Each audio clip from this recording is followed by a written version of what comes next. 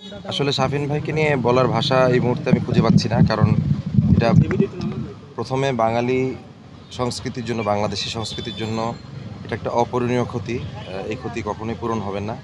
ওনার যে সঙ্গীত, ওনার যে কর্ম, এটা সারা জীবন বেঁচে থাকবে ওনার ভক্ত অনুরাগীদের ভিতরে, আমাদের ভিতরে। আমরা ওনার অনুসারী, আমরা ওনাকে সবসময় স্মরণ করি এবং করব এবং ভালোবাসি, এবং ভালোবাসাটা চলবে যতদিন আমরা বেঁচে থাকবো।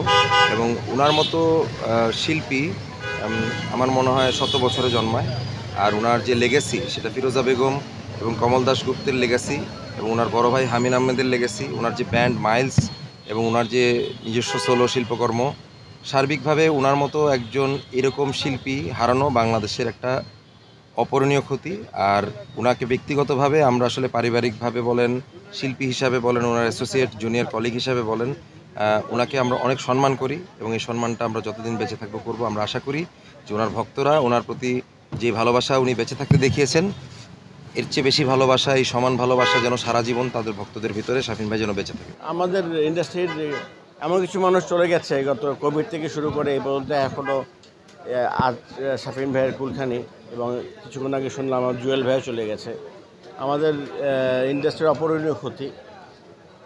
শাফিন ভাইয়ের সাথে অনেক কাজ করেছি আমি, জুয়েল ভাইয়ের সাথে অনেক কাজ করেছি এই দীর্ঘ আমার ক্যারিয়ারে। অনেক ভালো ভালো সময় কাটিয়েছি, অনেক সুন্দর সময় কাটিয়েছি, এবং শাফিন ভাই এত কেয়ারিং ছিলেন। ওনার থেকে অনেক কিছু শিখতে পারি আমরা, কাজ করে আমি শিখেছি। আমি স্বাগত আলী ইমন নিজে যতদিন কাজ করেছি উনি অনেক ইন্সপায়ার করেছেন।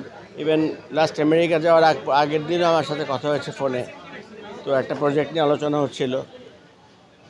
তো পরে খুব আনফর্চুনেটলি চলে গেলেন। আপনারা সবাই দোয়া করবেন শাফিন ভাইয়ের জন্য। এবং এই আমি জানি না আরেকজন শাফিন আহমেদ বাংলাদেশে কবে আসবেন, ওনার আত্মার মাগফিরাত কামনা করি। সবার তো একদিন যেতে হবে, কিন্তু এভাবে একজন এখন চলে যাচ্ছে, খুবই মন খারাপ। আমরা আত্মার মাগফিরাত কামনা করি, সবার জন্য দোয়া করবেন, আত্মার শান্তি পাবে।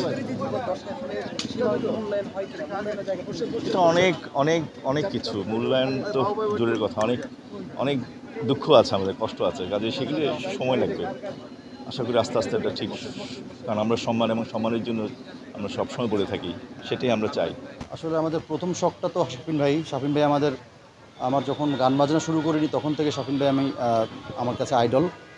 ওনার পারফরম্যান্স, ওনার মিউজিক সব কিছু মিলিয়ে ওনার চলে যাওয়া পরপরই আজকে সংবাদ পেলাম হাসান আবুদুর রাজা জুয়েল, যিনি আমাদের খুব ঘনিষ্ঠ বন্ধু ছিলেন, সহশিল্পী ছিলেন। আমাদের অনেক অ্যালবাম একসাথে হয়েছে, গান একসাথে হয়েছে, অনেক কাজ একসাথে হয়েছে।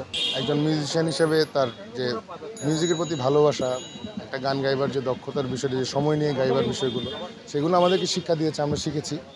আর তার প্রয়াণে তো আমরা অবশ্যই আমরা অনেক বড় একটা মাথার উপর থেকে একটা আকাশ হারালাম।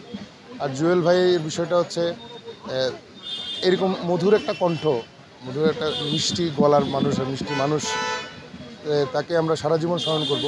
তার সেই মেলোডিয়াস ভয়েসের গাওয়া গানগুলো আমরা এখনও শুনি, সারা জীবন শুনবো। তিনিও আমাদের শ্রদ্ধা এবং ভালোবাসায় থাকবেন। শাফিন ভাই অন্যরকম একজন মনের মানুষ, খুব ফ্রেন্ডলি একজন মানুষ, সবসময় তরুণ প্রজন্মকে নিয়ে ভেবেছেন। ঠিক একইভাবে জুয়েল ভাইয়ের কথাও বলছি, সবসময় একটা প্রজন্মকে নিয়ে ভাবতেন। তো সেই ক্ষেত্রে আসলেই ভালো লাগার জায়গাটা অন্যরকম। আমি আসলে দুজনের মাগফিরাত কামনার বাইরে এখন আর সেভাবে কিছু বলতে পারছি না। আপনারা সকলে তার জন্য দোয়া করবেন। সাংস্কৃতিক অঙ্গের একজন কিংবদন্তি, আমাদের প্রজন্ম, আমাদের আগের প্রজন্মের কিংবদন্তি হিসেবে ওনাকে আমি খুবই সমীহ করতাম, শ্রদ্ধা করতাম। ওনার বিশেষ করে ওনার শিল্পকে, ওনার সঙ্গীতকে আমি শ্রদ্ধা করতাম। তো এইটাই এতটুকুই, মানে সঙ্গীত নিয়ে যা আলোচনা হতো সঙ্গীত নিয়ে হতো। আমি সঙ্গীতটা একদমই পারি না, কিন্তু আমি সঙ্গীত ভালোবাসি। সেই জায়গা থেকে শাফিন ভাইয়ের সান্নিধ্য আমার জন্য খুবই মূল্যবান ছিল, আমাকে খুব গৌরবান্বিত করত। দেশ বিদেশের সর্বশেষ সংবাদ সবার আগে জানতে ক্লিক করুন risingbeauty.com। প্রতি মুহূর্তের খবর অনলাইনে।